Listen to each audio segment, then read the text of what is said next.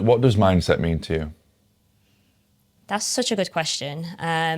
Something that I think it's always been one of my super strengths, but also I would say as of these last 4 years, I knew about mental health, but I didn't really understand how much somebody could struggle with it until I got there myself. Because I'd always been through lots of ups and downs in my career, but I'd always been one of those people where it's like, I always want to see the positive. So even if I had a big injury, it's like, okay, it sucks. It's going to be, nearly a year out, but, I can make gains and do something else. Whereas I feel like after everything that I went through in the year of 2021, especially, it kind of took me mentally to a place that I'm still having to work really hard to get out of. And the only way I can explain it is it feels like something's broken in my brain. And that's really difficult when you've kind of been so used to having such a strong head. And then it feels like actually now it's not working the same. So that's something that I'm personally working on. But I think if you can kind of tap into having a good mindset, it kind of is like the world's your oyster, because ultimately it controls like everything you do. Just a quick one. On January the 18th, I'm going to be holding my first live event. It's going to be alongside 3 other phenomenal speakers, and this event is all about how to raise awareness around mental health, overcoming adversity and traumas and challenges, and different ways we can improve our mindset moving into 2025. I'm really, really excited for this event. There's going to be also an anonymous Q&A at the end. This one is not to be missed. If you want tickets, then see the first line in the description. Yeah, I love how you just described that. And I think I've been there in the past. Again, I'll always refer back to my brother because that's why I do Tom's Talks. But before I lost my brother to when he took his own life, I didn't understand what mental health was. I was only 19, so I was still very young, but I didn't get what it was. And then my brother died. I still didn't really get what it was. And then it wasn't until I went through it. And I was like, shit, this is real. Yeah. And I think a lot of people still, they don't believe that mental ill health is a thing. Yeah. It's like, oh, you're fine, just get on with it. But I think until you actually go through it and you feel that way mentally, then you don't really understand. Yeah, I completely agree. Because like I say, I'm quite superficial about it sometimes, as in like, you can kind of choose your emotion, like you can choose to be positive. And I think that's kind of how I always was until this point. But I think I'd just been put through so much, and it got to a point where it was just so unbearable what was happening that, like I say, it felt like something in my brain really switched, and that was much harder to control. And I think it took me a good few years to understand what was going on to start with, because how did you get to understand? How would you describe that?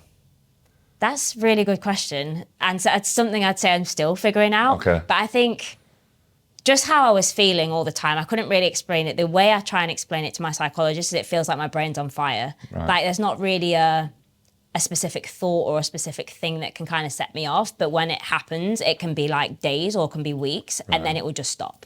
And that's the only way I can kind of describe it. But it feels really out of my control. And for somebody that loves to be so in control, it's really hard. And it started to affect me a lot in the gym, because obviously you need to be on such a mental game all the time. Training became really difficult. Simple tasks like sleeping, eating, all those like little things that are just supernatural, they became hard. And trying to train for an Olympic Games over these last 4 years through all of that has been hell, honestly. Which is why now I need the time to kind of take a step back and mentally just work through stuff and see where we get. But hopefully we'll continue to make progress with it. No, I'm confident you will with everything that you've told me. But I think, again, it goes back to we're all a million miles an hour, 100% of the time, and there's only so much you can give. Yeah. And I think that's been a shift in sports and in society recently, is that if you are 100% a million miles an hour 100% of the time, then you're going to hit a brick wall at some point, and you need that time to reflect and recover. And again, it's when we look at celebrating those achievements, it's looking at what went well, but it's also looking at what didn't go well. Yeah. What can we improve on? Yeah. And it's reflecting back on our goals, isn't it? Yeah. Having it written down and looking at it like, we're now Q1 of this year.